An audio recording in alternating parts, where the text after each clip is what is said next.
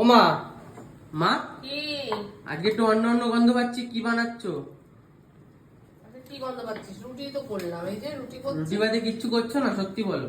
রুটি বাদে এটা কি কি? করছি? চিজ। চিজ এনেছো কেন বাজার থেকে?